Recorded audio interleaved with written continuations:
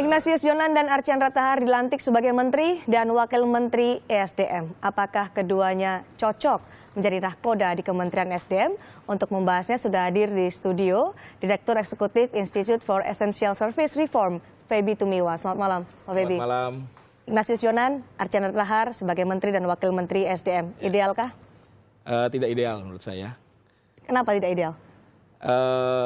Kalau kita lihat tadi latar belakang Pak Jonan ya. Pak Jonan ini profesional, bankers, mantan bankers ya, pernah memimpin BUMN, lama berkecimpung di dunia finansial. Menteri Perhubungan. Jadi Menteri Perhubungan. Nah, berarti pengalamannya tentang permasalahan energi, sektor energi mungkin tidak cukup kaya. Ya. Kurang sama sekali? Mungkin kurang sama sekali gitu, karena tidak pernah bersentuhan nih kalau kita lihat pengalaman selama ini. Nah, kalau memang Pak Jonan dipilih karena dia orangnya punya integritas yang baik, lalu kemudian kredibel, lalu berani gitu ya, karena kalau kita lihat pengalaman di Kementerian Perhubungan dia sangat berani ya, bikin keputusan dan saya ingat ada kontrak pecat itu. Ya, dia berani juga untuk mendorong stafnya supaya tegas ya pada stafnya.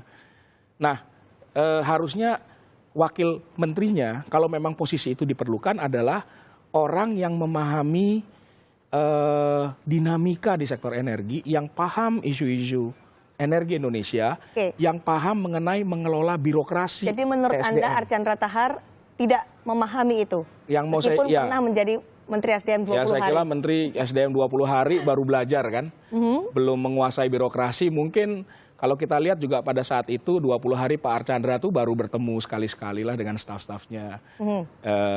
Belum mendalami persoalan. Meskipun punya background sebagai orang yang mumpuni di bidang minyak dan juga di gas. Ya, pengalaman di migas kan lebih ke pengeboran. Jadi tidak bicara soal sumber daya, tidak bicara perusahaan minyak atau bekerja di perusahaan yang memang memproduksi minyak dengan segudang kompleksitas dan tantangannya. Ya. Jadi Pak Archandra itu kan good engineer ya, tetapi mungkin belum teruji gitu ya menghadapi anggota DPR, menghadapi kepentingan politis, menghadapi kepentingan-kepentingan yang menyelimuti atau yang memang ada di tubuh SDM gitu. Jadi menurut Anda kelemahan dari komposisi ini ada di Archandra Thakar? Kalau kita lihat posisi Wamen harusnya menurut Perpres 60/2012 dia membantu menteri kan untuk melaksanakan tugasnya. Jadi saya lihat si pembantu yang harusnya bisa mengelola atau berhubungan lebih banyak dengan birokrasi justru tidak punya background itu. Alasan yang dikemukakan oleh Presiden Joko Widodo ketika memilih keduanya adalah dua-duanya sama keras kepalanya. Dua-duanya sama orang yang dikatakan oleh Presiden bersih. Cukupkah modal itu untuk bisa memimpin kementerian yang sangat strategis seperti Kementerian SDM? Saya kira keras kepala itu boleh saja. Presiden juga dalam beberapa hal keras kepala gitu ya. Tapi keras kepala dalam hal apa? Kalau keras kepala untuk memperjuangkan sesuatu yang prinsipil, yang benar, saya kira kita harus apresiasi. Kalau keras kepalanya untuk hal-hal tertentu yang tidak substansial dengan urusan Kementerian SDM nanti gitu ya, itu saya kira suatu kelemahan justru. Nah, permasalahannya kan sektor SDM ini sektor yang luas dan rumit gitu. Kalau kita lihat ya, Kementerian SDM itu ada urusan minyak, ada urusan gas, ada urusan listrik, ada urusan energi terbarukan, ada urusan mineral. Dengan problema kompleksitas masalah yang berbeda-beda. Relasinya itu sangat luas. Kalau kita bicara sekarang investasi, infrastruktur besar, itu migas, listrik. Ya, sektor yang sangat besar. BUMN terbesar ada di sektor energi ini. Kita bicara sekarang perusahaan tambang yang multinasional ada di sektor ini. Jadi kompleksitasnya sangat tinggi gitu ya. Nah, jadi memang dibutuhkan bukan saja orang yang berani memperjuangkan hal-hal yang benar ya, tapi juga sebenarnya yang mampu mendengar, yang mampu mengelola isu, yang mampu berkomunikasi dengan baik dengan stakeholder. Dan untuk itu modalnya adalah kepercayaan. Kepercayaan. Sejauh Gitu ini loh. dari duet Jonan dan juga Archandra, dengan PR dari Presiden adalah isu manajemen, membenahi reformasi ESDM. Anda optimis dua orang ini bisa melakukan tugas yang diemban? Saya melihat Pak Jonan sebagai orang baru mungkin ditunggu ya. Jadi Pak Jonan itu di kalangan pemain atau pelaku usaha dan stakeholder lain di sektor energi di Indonesia itu mungkin ditunggu. Tetapi Pak Archandra kan kita sudah pernah lihat dalam 20 hari kasus kewarganegaraan menunjukkan integritas beliau dipertanyakan gitu. Integritasnya justru dipertanyakan. Integritasnya dipertanyakan. Jadi yang tadi saya katakan, trust bermula dari bagaimana persepsi orang terhadap kita. Dan menurut saya dengan adanya kasus kewarganegaraan yang menimpa Pak Archandra kemarin, itu kalau saya lihat temperatur ya kepercayaan publik maupun kepercayaan pemangku kepentingan itu sangat rendah. Jadi modal sosialnya lebih rendah gitu. Nah sementara Pak Jonan tidak punya beban kan, orang baru. Lebih leluasa untuk bekerja menurut Anda? Masalahnya diberhentikan sebagai Menteri Perhubungan, kita juga nggak pernah tahu jelas apakah karena kinerja atau karena tekanan politik atau karena apa gitu. Tetapi dua-duanya ini sebenarnya adalah orang di luar partai politik, semuanya adalah profesional. Anda tadi menyebutkan ada kepercayaan yang harus dibangun oleh keduanya. Kita lihat dari sisi politis, mau tidak mau posisi menteri adalah posisi politis.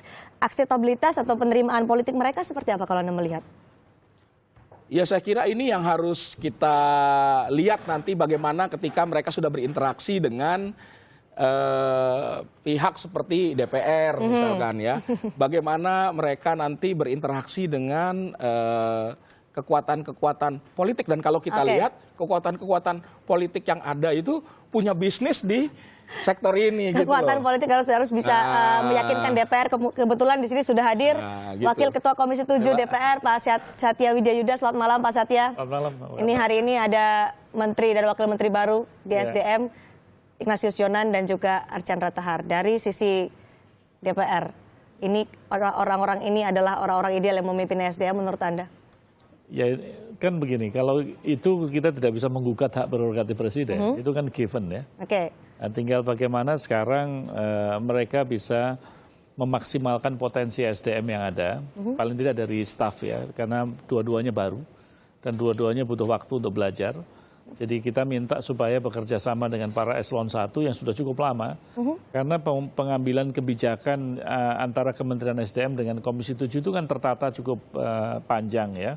Ada kebijakan energi nasional yang itu merupakan produk undang-undang energi ya, yang turunannya adalah menjadi rancangan RUEN atau rancangan umum energi nasional. Itu kan sesuatu yang sudah tahapannya implementasi. Dan saya tidak yakin kalau berdua itu langsung masuk tune in, kan tidak. Maka kita meminta, apalagi tadi ditandaskan bahwa ini adalah manajemen, jadi harus mampu memanage semua potensi yang ada. Dari sisi politis, kedua orang ini mudahkah diterima akan bekerja sama dengan DPR? Saya melihat dua-duanya keras kepala katanya Pak Jokowi. Ya kita lihat aja sampai sejauh mana keras kepalanya ya. Dalam arti kata semua menteri kan mempunyai dinamika dengan DPR ya. Dan harus diingat kita membangun negara itu kan memerlukan kerjasama paling tidak dari dua lembaga eksekutif dan legislatif ini gitu. Jadi kalau kita model keras kepalaan kan saya rasa itu bukan merupakan, itu istilah aja lah yang diambil oleh presiden untuk menterinya gitu. Jadi tapi tidak dalam konteks hubungan antara DPR dengan pemerintah. Karena saya tetap menaruh harapan ya untuk bisa bekerja sama, untuk kemudian bisa menelurkan kebijakan-kebijakan yang strategis, dan nanti rakyat menilai. Jadi kalau sekarang pagi-pagi kita sudah mengatakan bahwa ini Bokono begini kan repot ya, karena baik Jonan ataupun Archandra ini ketemu DPR aja nggak pernah. Komisi 7 ya, Komisi 7 ya. Dia kan pernah dengan Komisi 5 ya, karena perhubungan ya. Kalau Archandra masih belum. Membangun trust terlebih dahulu. Ya kan otomatis itu proses ya, itu proses. Tinggal bagaimana kalau seorang ahli yang dalam tanda petik dikatakan ahli manajemen, itu kan bisa memaksimalkan potensi yang ada. Ingat kan manajemen itu kan getting done through others.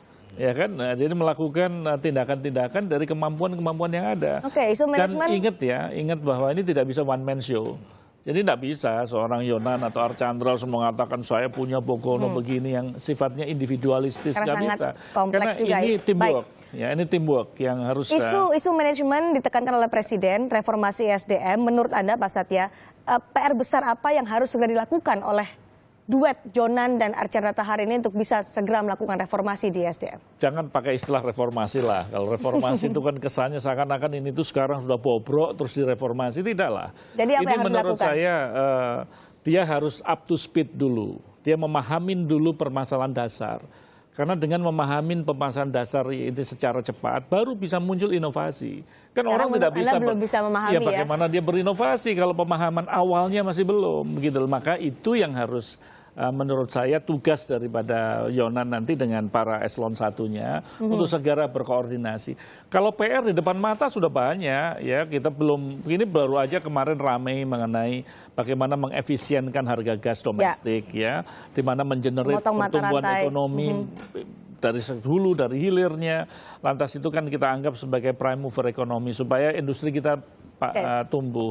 Industri adalah nanti akhirnya membayar pajak sehingga pendapatan pajak kita harapkan meningkat. Kan ini PR yang menurut saya tidak bisa kita tunggu sekarang atau besok. Terus yang kedua juga kita melihat di sektor minerba. Di tengah-tengah kita merevisi undang-undang minerba harus disadari gitu bahwa saat ini pelanggaran undang-undang terjadi. Ya kan, maka kita meminta misalkan nanti menteri kalau misalkan untuk mengajukan perpu untuk undang-undang minerba, kalau enggak tidak bisa ada relaksasi, tidak dikenal di dalam undang-undang. Tentu kinerja ini akan diukur setelah berjalan, belum tapi lagi yang pasti listrik ya 35.000 megawatt. Kemarin diindikasikan beberapa PLTU harus ditutup. Banyak pekerjaan rumah yang harus dikerjakan. Itu sudah di depan mata ya. Maka saya minta tahap pertama ini adalah kerjasamalah ya. Tampung semua potensi yang ada. Kerjasama dan tune-in memahami permasalahan di SDM. Baru karena nanti kita tes inovasi-inovasi baru setelah mereka memahami. Kita tunggu setelah memahami dan juga berjalan pasti bisa akan diukur bagaimana keberhasilannya. Terima kasih Pak Satya Widayuda dan juga terima kasih Pak Febi Tumiwa.